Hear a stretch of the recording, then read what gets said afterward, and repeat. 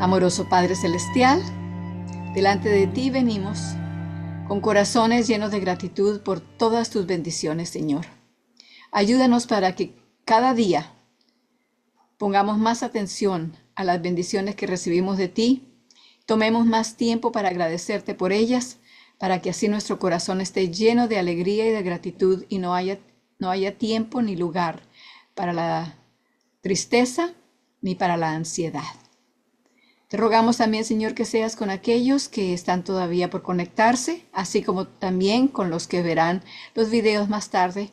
Te pedimos, Señor, que tanto para ellos como para nosotros nos des tu bendición y la bendición de tu Espíritu Santo, que sea quien nos enseñe, nos muestre la luz como tú quieres que la veamos y nos ayude, Señor, a recordarla. En el nombre bendito de Jesús. Amén. Comenzamos entonces con el primer versículo, porque estamos en esta semana vamos a repasar la primera mitad de los versículos de memoria, así que comenzamos con Mateo 1:21. Y llamará su nombre Jesús, porque él salvará a su pueblo de sus pecados. Mateo 1:21. Luego le sigue 2 de Pedro 3:13. Bien que esperamos cielos nuevos y tierra nueva, según sus promesas, en los cuales mora la justicia. Gracias al Señor que podemos confiar que así lo va a hacer. Eso fue 2 de Pedro 3:13 y ahora Hebreos 9:28. Así también Cristo fue ofrecido una vez para llevar los pecados de muchos y aparecerá por segunda vez sin relación con el pecado para salvación de los que le esperan.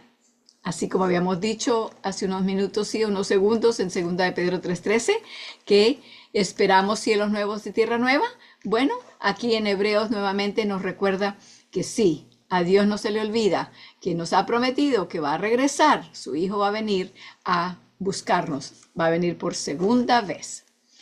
También entonces ahora pasamos a Filipenses 3:9. Filipenses 3:9. Y ser hallado en él, no teniendo mi propia justicia, que es por la ley, sino la que es por la fe de Cristo, la justicia que es de Dios por la fe. Eso fue Filipenses 3:9. Luego le sigue Filipenses 3:3, porque nosotros somos la circuncisión, los que servimos en espíritu a Dios, nos gloriamos en Cristo Jesús, no teniendo confianza en la carne. Eso es lo que hace que seamos la verdadera circuncisión, la circuncisión del corazón. Y las características son, servimos en espíritu a Dios, nos gloriamos en Cristo Jesús, quiere decir que lo aceptamos, creemos en Él como el Salvador y no confiamos en nuestra propia carne. En el momento que dejamos de confiar en Cristo, caemos en nuestra propia carne. En el momento en que por un poquitito confiamos en nuestra propia carne y habilidad, ya nos soltamos de creer y de confiar en Cristo. Luego viene Hebreos 11, 17 al 19, habla en cuanto a Abraham y a la fe. Por fe, ofreció Abraham a Isaac cuando fue probado y ofrecía al unigénito el que había recibido las promesas, habiéndole sido dicho que en Isaac te será llamada simiente, pensando o contando con que aún de los muertos es Dios poderoso para levantar, de donde también lo volvió a recibir por figura. Eso nuevamente fue de Hebreos 11, 17 al 19. Esa es la primera mitad, pero me gustaría que repasáramos los dos últimos que hemos agregado en la lista para que no se nos vayan a quedar atrasados. Romanos 5, 20 y 21. Romanos 5, 20 y 21. La ley empero entró para que el pecado creciese o abundase. Mas cuando el pecado creció, sobrepujó o sobreabundó la gracia. ¿Para qué?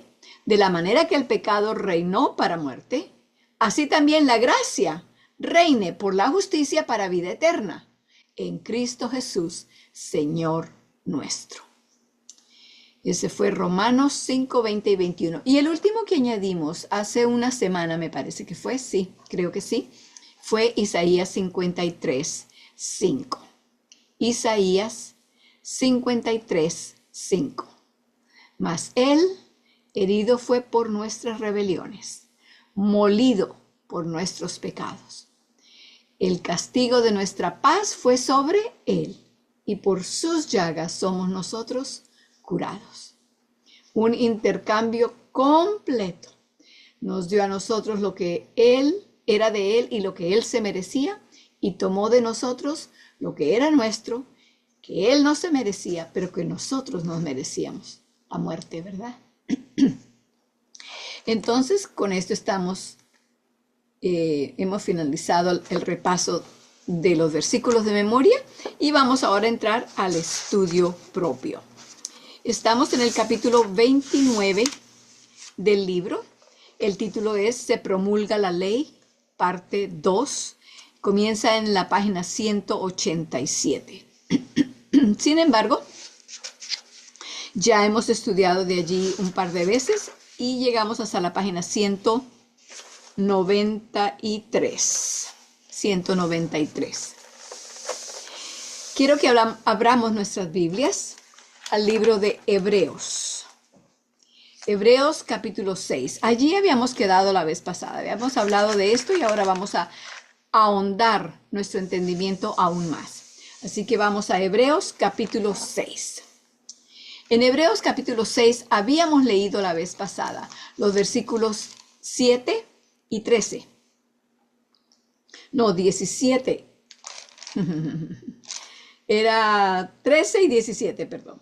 13 y 17. El versículo 13 dice, porque prometiendo, y los que estaban aquí en la reunión la vez pasada deben tener esa palabra prometiendo subrayada o con un círculo alrededor de esa palabra.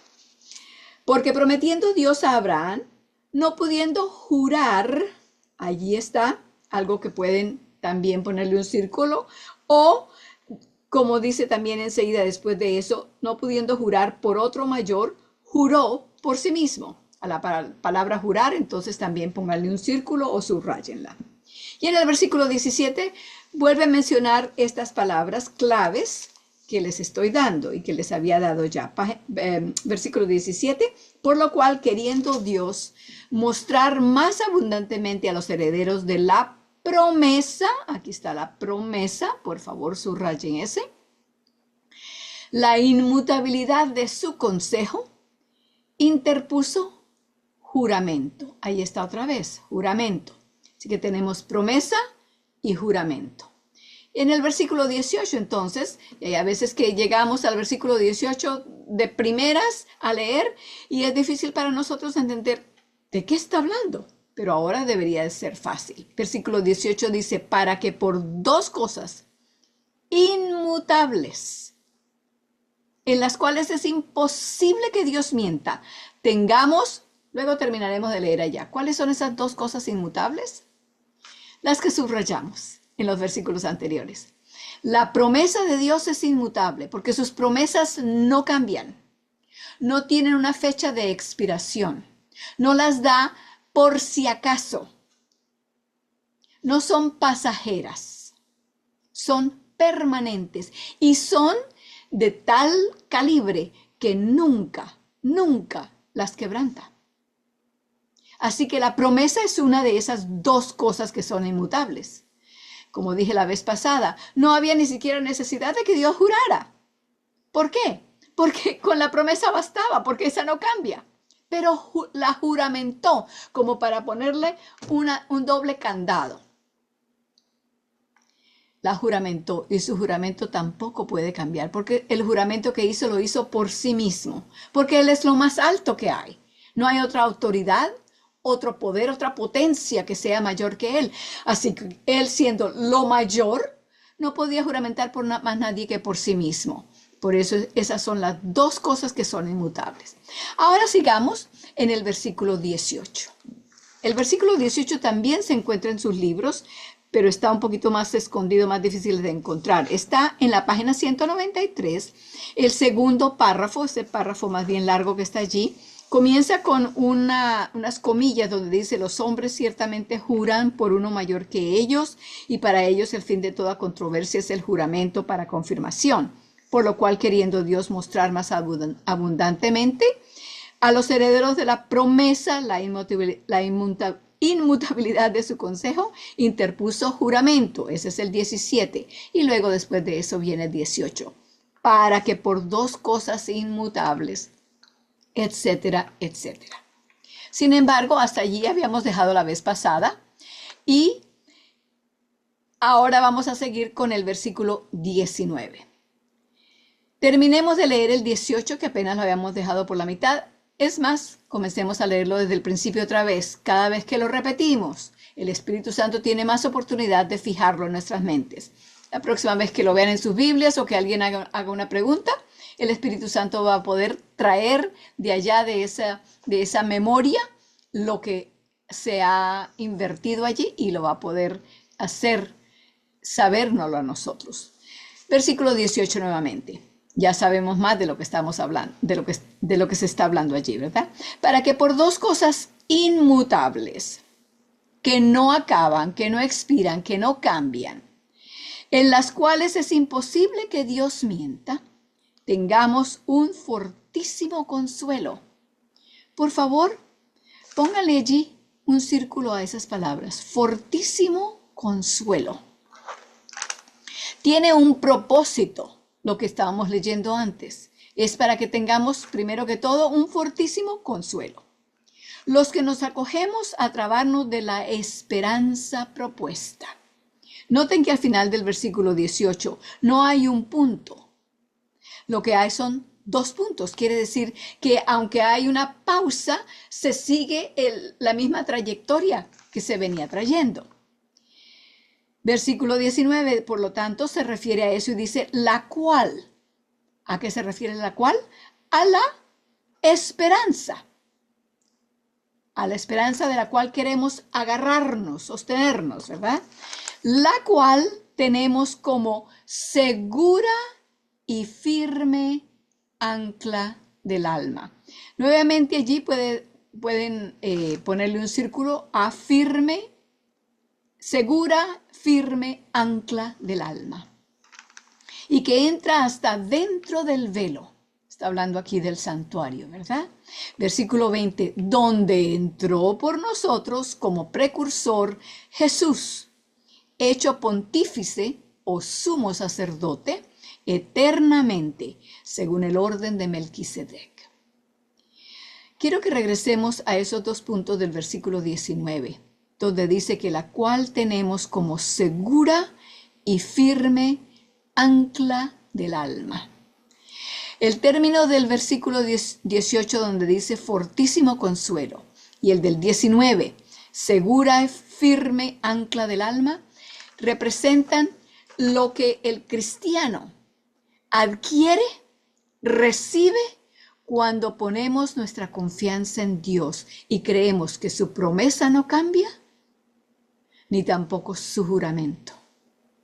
Entonces, eso nos trae como resultado, como producto, nos trae a nosotros el consuelo y nos trae el ancla. El ancla es un término marítimo, tiene que ver con los buques, los barcos. Y la razón por la cual se usa el ancla no es para remar, no es para que el viento le dé, esas son las velas, ¿verdad? Para que lo muevan. El ancla es lo contrario. El ancla es para mantener el buque o el barco quieto en un solo lugar, que no se vaya, que no se mueva, que no se desplace de ninguna manera. ¿Por qué nosotros entonces necesitaríamos un ancla? Diríamos, no somos barco. Puedo caminar y parar cuando quiero. No está hablando del movimiento físico, está hablando del movimiento espiritual.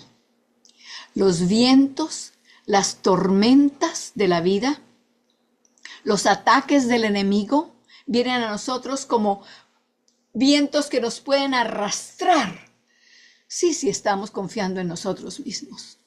Pero si nuestra confianza está puesta en las dos cosas inmutables de Dios, que es su promesa y su juramento, entonces nada puede arrebatarnos, ni tumbarnos, ni llevarnos, ni arrastrarnos.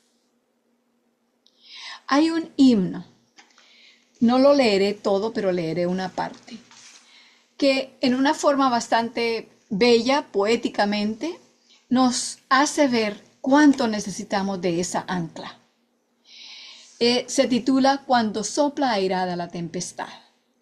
La primera estrofa dice: cuando sopla airada la tempestad y la barca en grave peligro está, no se puede andar con seguridad sin tener un ancla que apoyará. La tercera dice: en las negras ondas de la ansiedad, cuando soplan vientos de destrucción, nuestra barca cruza la inmensidad del Señor llevando la protección. El coro dice: ancla tenemos que nos dará apoyo firme en la tempestad. En la roca eterna fija está, solo allí tendremos seguridad. Esa roca fija, sí, es Cristo. Y Él es el que nos ha dado el juramento y la promesa. Vendré otra vez y os tomaré a mí mismo, dice en Juan 14, versículo 3. Perdonaré vuestros pecados, primera de Juan 1:9. Os limpiaré de toda maldad, primera de Juan 1:9. Y así, todas las promesas que encontramos en la Biblia, porque son las promesas de Dios, son promesas que no cambian, que son inmutables. Y esas son las que nos mantienen firmes, sin que los problemas y las tormentas de la vida nos arrastren para un lado y para el otro. Qué bello encontrar en la Biblia, ¿verdad? Esa palabra de Dios que nos da el ancla. Seguimos ahora en el libro. Vamos a entrar entonces a la sección También nuestra esperanza. Va a hablar también un poco de lo que acabamos de leer. Es basado en Hebreos 6, 18 al 20. Observa también que el pacto hecho con Abraham y confirmado en Cristo por el juramento de Dios es la base de nuestra esperanza en Cristo. Fue confirmado por el juramento, ahí está otra vez la otra palabra, a fin de que tengamos gran consuelo. Qué consuelo tan grande en nuestras horas de desesperación y de dolor, de soledad, de cualquier cosa que nos agobie. Allí encontramos el consuelo. Los que hemos acudido para aferrarnos de la esperanza, ahí está esa palabrita tan bella, puesta delante de nosotros. El último párrafo de la 193. El resumen del pacto era la justicia por la fe en Jesús crucificado, como muestran las palabras de Pedro. Las palabras vienen de Hechos 3, 25 y 26, el sermón del día de Pentecostés de Pedro. Pedro dice: vosotros sois los hijos de los profetas y del pacto que Dios hizo con nuestros padres, diciendo a Abraham: en tu simiente serán benditas todas las familias de la tierra. A vosotros primeramente, Dios, habiendo levantado a su Hijo, lo envió para que os bendijera, a fin de que cada uno se convirtiera de su maldad. Por favor, subrayen las primeras 6 líneas, casi 7, del siguiente párrafo. Vamos a leerlas despacio a medida que van subrayando. Pueden leer en voz alta porque sus micrófonos están apagados. La cruz de Cristo y la bendición del perdón de los pecados existía, por lo tanto, no solo en el Sinaí, donde se dio la ley, ¿verdad? Las tablas de la ley, sino también en los días de Abraham. La salvación no fue más segura el día que Jesús salió de la tumba de lo que lo era cuando Isaac, el hijo de Abraham, cargó con la leña para su propio sacrificio en el monte Moria. La promesa de Dios y su juramento son dos cosas inmutables. Sigo leyendo. Aún el pacto hecho por un hombre, una vez ratificado, nadie lo invalida ni le añade. ¿Cuánto más al tratarse del pacto o la promesa de Dios, confirmado por un juramento? La palabra allí debe ser juramento. En el libro mío por lo menos hay un error tipográfico. Juramento, en el que comprometió su propia vida como prenda del cumplimiento. Ese pacto abarcaba la salvación de la raza humana. Por lo tanto, sin decir nada sobre el tiempo pasado, después que Dios hubiera hecho la promesa y el juramento a Abraham, ni una sola novedad podía introducirse en el plan de la salvación. ¿Por qué? Hubiera anulado el pacto, ¿verdad? Cuando se le agrega o se le cambia algo a un pacto, a un contrato, lo deja anulado de una vez. Espero que estemos entendiendo allí qué es lo que se quiere decir. Sigo leyendo. Ni un solo deber de más o de menos se podía prescribir o requerir, ni había posibilidad alguna de variar los términos o condiciones de la salvación. Así, entonces, cuando estamos hablando del Sinaí, que es precisamente de lo que se trata nuestros dos últimos capítulos, se promulga la ley, parte 1 y parte 2, estamos en la parte 2. Quiere decir que entonces los mandamientos que se dieron en el monte Sinaí no se dieron allí, no se promulgaron por primera vez. Antes no se sabía, no, existían desde antes. Y hemos estudiado ya esto y les voy a dar el lugar donde pueden ir a repasar para que se pongan al día por si acaso no han entendido o se les ha olvidado o quieren simplemente repasarlo para confirmarlo mejor. Lo van a encontrar en el video del 7 de noviembre del año pasado, del 24. 7 de noviembre del 24. Y es en relación, en el libro, con el capítulo 23 del libro El Pacto Eterno. ¿Ok? Entonces, seguimos leyendo. El siguiente párrafo es de que lo subrayen todo. Por lo tanto, la introducción de la ley en Sinaí no pudo constituir ningún elemento nuevo en el pacto de Dios con Abraham, confirmándolo en Cristo, ni tampoco podía de modo alguno interferir con la promesa. El pacto que fue previamente confirmado por Dios en Cristo, no puede jamás ser anulado ni quedar sin efecto sus promesas debido a la ley que se promulgó 430 años más tarde. En Génesis, cuando estudiamos esto, vimos que Dios hizo el pacto con Abraham en Génesis capítulo 12. Luego, después de eso, Abraham vivió hasta que tenía 150 años creo que fue. Luego murió. Isaac, su hijo, quedó vivo, siguió viviendo su vida normal. Y luego él tuvo a Jacob y a Esaú. Y los hijos de Jacob, que fueron 12, esos son los que se llaman los hijos de Jacob o hijos de Israel, porque el nombre de Jacob se cambió. Ustedes recordarán que estudiamos esto también. Y luego de los descendientes de ellos y sus descendientes fueron los que quedaron esclavos en Egipto. Dios los sacó de Egipto, los llevó hacia la Canaán y en camino hacia allá, en el monte Sinaí, fue donde se promulgó la ley desde el monte Sinaí. Entonces, lo que se promulgó en el monte Sinaí, esas tablas de los mandamientos, no podía ni anular ni cambiar nada del pacto que él había hecho con Abraham. Abraham no fue salvo por una forma y entonces los israelitas de otra forma y los cristianos de hoy son salvos por otra cosa. No, es todo el tiempo lo mismo. Si alguien hubiera podido ser salvo por la ley, Cristo no hubiera tenido que venir.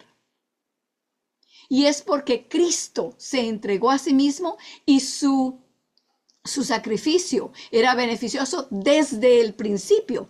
Esa es la razón por la cual Adán y Eva no cayeron muertos cuando pecaron. Es la misma razón por la cual ahora nosotros, 2000 años y más desde la muerte de Cristo, no caemos muertos cada vez que pecamos. ¿Por qué? Porque la vida de Cristo se interpone entre nosotros y la muerte.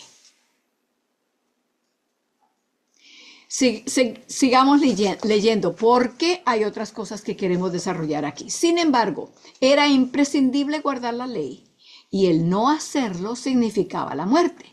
Ni una jota, ni una tilde, o sea, ninguna rayita, ni un puntico pueden perecer de la ley. Maldito sea el que no permanezca en todas las cosas escritas en el libro de la ley para cumplirlas. Recordemos, la maldición no es sobre la ley. La maldición viene a la persona que desobedece a la ley. Obedecer la ley no es la maldición, es la desobediencia a ella. Pero seguimos ahondando eso más. Las primeras 3 líneas del siguiente párrafo, en la última parte de la página 194, dice: puesto que la proclamación de la ley no añadió nada al pacto hecho con Abraham, pero era necesario guardar perfectamente la ley, la conclusión es que la ley formaba parte del pacto hecho con Abraham. Y podríamos pensar, pero ¿cómo? Si fue 430 años antes y ahora se dio allí. Entonces, ¿cómo es que? Por eso fue que estudiamos que la ley de Dios ya existía. No existía promulgada por la voz desde la montaña, el monte del Sinaí. Tampoco existía en las tablas de piedra en las cuales Dios las escribió. Así que se promulgó allá por la voz y por la mano, por el dedo de Dios escribiéndolas en las tablas de la ley, en las tablas de piedra, perdón. Pero ya existía desde antes. La conocían todos, desde Adán hasta adelante, todas sus generaciones. No estaba escrita, no la necesitaban escrita. Tenían buena memoria. La pasaban los unos a los otros de padres a hijos, de padre a hijo, de padre a hijo. Ahora fue necesario que, como acababan de salir de ser esclavos y habían sido tratados como bestias, necesitaban volver a aprender, a recordar, a que se les reenseñara lo que sus padres habían sabido, pero al pasar por el tiempo de esclavitud, habían perdido. Seguimos ahora en las 2 últimas líneas de la 194. La justicia que se confirmaba a Abraham mediante aquel pacto, la justicia que tuvo Abraham por la fe, fue la justicia de la ley proclamada en Sinaí. Eso lo confirma el hecho de que Abraham recibió la circuncisión como sello de la justicia. ¿Y qué quiere decir justicia? Buen obrar, buen hacer. ¿Qué era lo que hacía? ¿Qué era lo que obraba? La obediencia a la ley de Dios, que es el carácter de Dios. En otras palabras, el ser humano que permite que Dios lo alinee, lo ponga junto con Él. Así es como Él produce su carácter o reproduce su carácter en nosotros. Seguimos leyendo. Eso lo confirma el hecho de que Abraham recibió la circuncisión como sello de la justicia o buen hacer que obtuvo por la fe. Y la circuncisión significaba o era la señal de la obediencia a la ley, de acuerdo con Romanos 2, 25 al 29. El juramento de Dios a Abraham era el compromiso de que se pondría la justicia de Dios plenamente trazada o bosquejada en los mandamientos en y sobre todo creyente. Vuelvo a leer esa primera parte. El juramento de Dios a Abraham era el compromiso de que se pondría. ¿Quién lo pondría? Dios. Si se lo permitimos, claro está. de que Él pondría su justicia plenamente trazada, que se ve allí, la tenemos para que la leamos, no la aprendamos de memoria, la tengamos como el modelo, el patrón, para que la justicia de Dios plenamente trazada en los 10 mandamientos se pusiera ¿dónde? En y sobre todo creyente. Siendo que el pacto se confirmó en Cristo y que la ley estaba incluida en el pacto, la conclusión es que los requerimientos de Dios para el cristiano en nuestro tiempo no son diferentes en lo más mínimo de lo que lo fueron en los días de Abraham. La proclamación de la ley no introdujo ningún nuevo elemento. Entonces, ¿para qué sirve la ley? Una pregunta muy pertinente y que tiene cumplida respuesta. Si la ley no estableció cambio alguno en los términos del pacto hecho con Abraham, ¿con qué objeto fue dada? La respuesta viene de Gálatas 3:19, que fue añadida a causa de las transgresiones. Ya hemos hablado un poco de eso, he explicado un poco de esto, pero vamos a la página 196, donde está en letra más pequeña lo que tenemos el llamado allí a una referencia. La vieron allí en paréntesis con un asterisco, ¿verdad? Vamos allí entonces a esa explicación. Algunos han tratado de construir una teoría aparte o a partir de las palabras añadida, de la palabra añadida de Gálatas 3:19, que dice que fue añadida. Entonces muchos dicen, fue añadida, quiere decir que no estaba antes. Un momentito, sigamos leyendo. Suponiendo que eso indica que la introducción de algo completamente nuevo en relación con la disposición que Dios hiciera previamente. Bastará leer Deuteronomio 5:22 para comprender el sentido en el que se utiliza la expresión. Después de haber repetido los 10 mandamientos, Moisés dijo, aquí están las palabras que nos dan el significado de lo que dice en Gálatas. Dice, estas palabras las pronunció Jehová con potente voz ante toda vuestra congregación en el monte, de en medio del fuego, la nube y la oscuridad, y no añadió más. Es decir, dijo todo eso y no dijo nada más. Dijo eso y hasta allí llegó. Eso es lo que quiere decir añadir. Habló y dejó de hablar. Sigamos leyendo. Podemos ver lo mismo quizá aún más claramente en Hebreos 12, 18 y 19. Y aquí está escrito en el libro mismo. ¿No os habéis acercado al monte que se podía palpar y que ardía en fuego, a la oscuridad, a las tinieblas y a la tempestad, al sonido de la trompeta y a la voz que hablaba, la cual los que la oyeron rogaron que no les siguiera hablando? Hablando, ahí está la palabra clave. Compáralo con Éxodo 20, 19. La palabra griega que se ha traducido hablando en ese versículo es la misma que se tradujo añadida.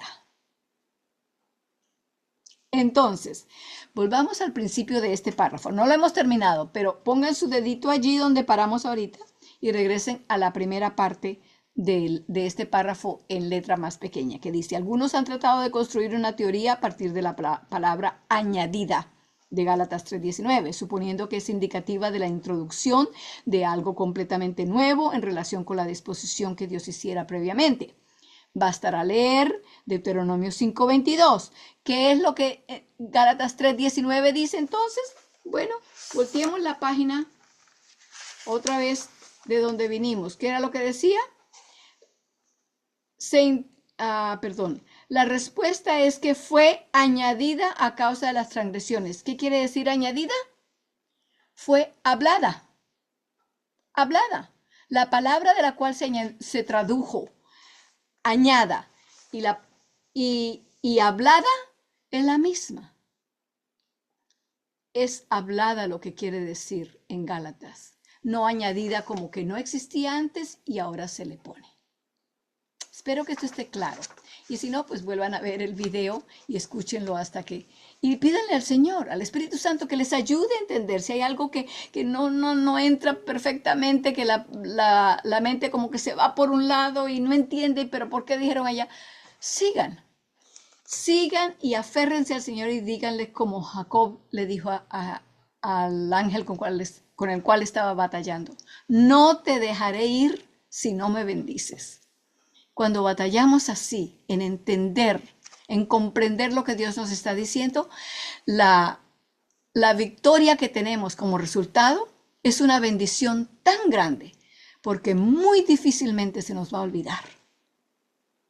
Hemos tenido suficiente esfuerzo, la mente ha tenido suficiente que ser estirada, y así entonces ganamos una bendición doble. Terminemos ahora entonces el párrafo de la página 196 de las letras pequeñitas. Así, a la pregunta, ¿para qué sirve la ley?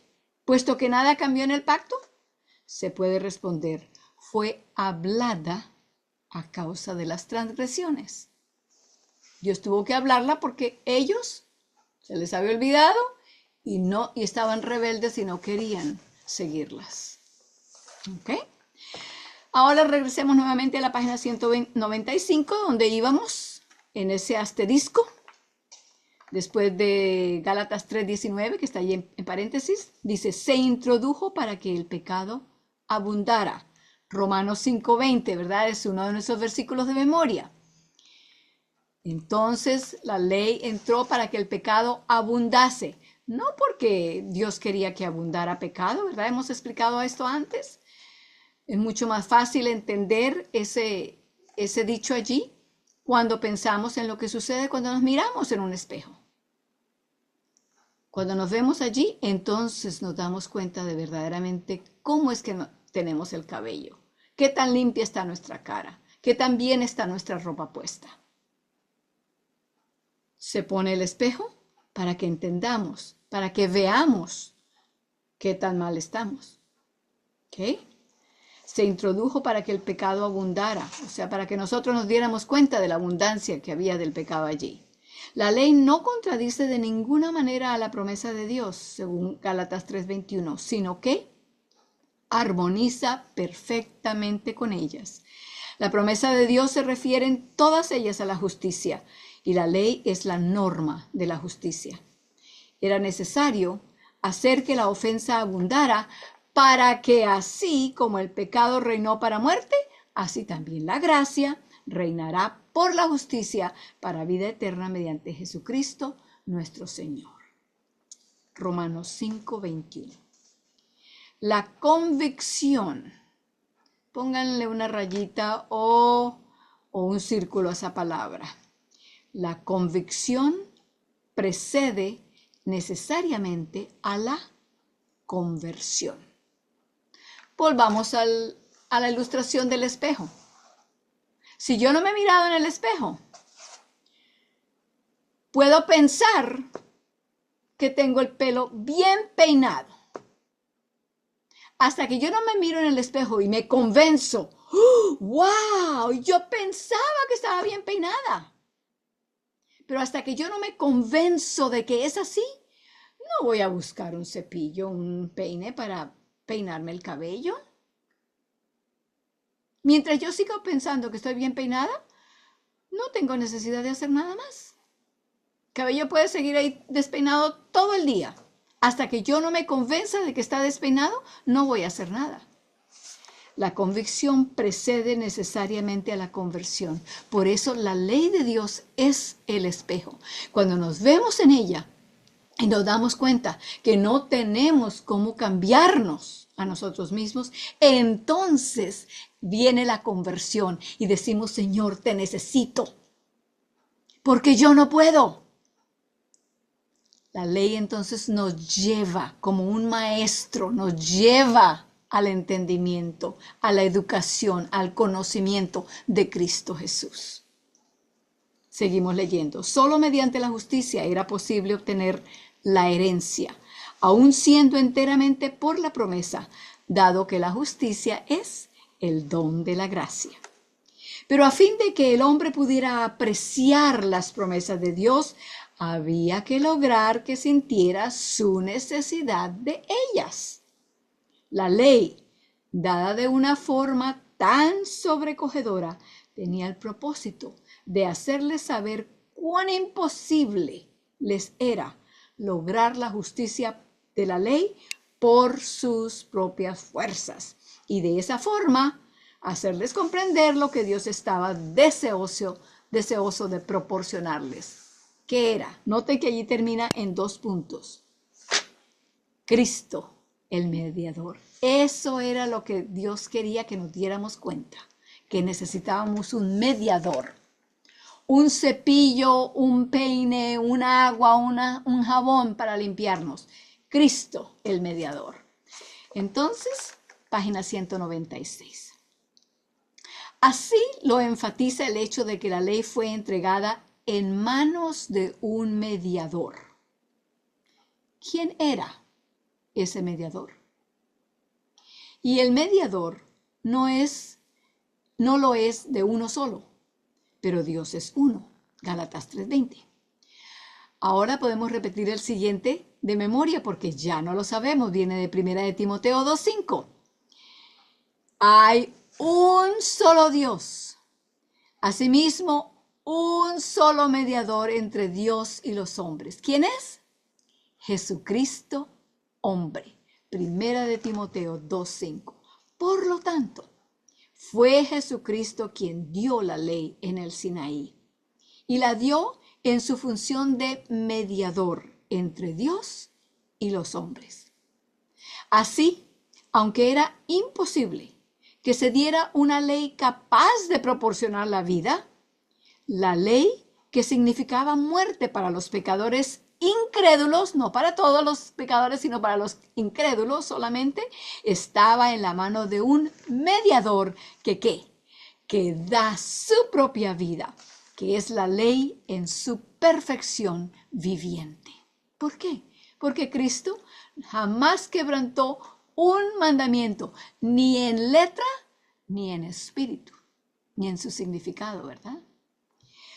En él, la muerte era sorbida con victoria y toma su lugar la vida.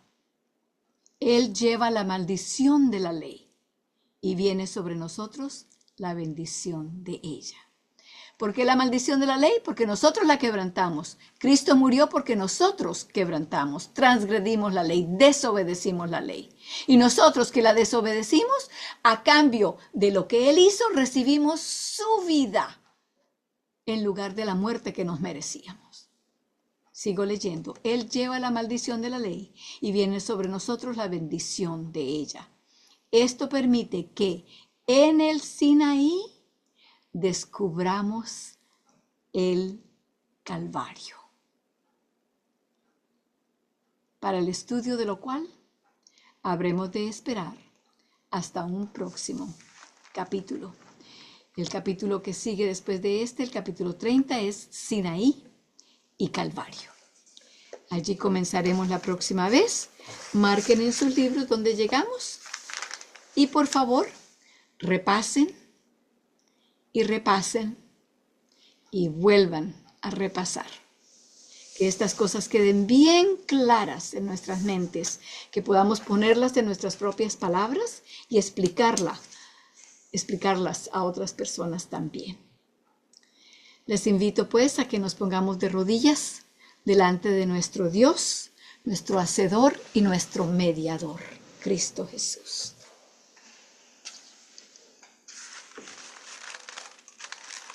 Oremos. Amoroso Padre Celestial, qué grande eres y lo vemos claramente con tu ayuda en la ley, en los 10 mandamientos.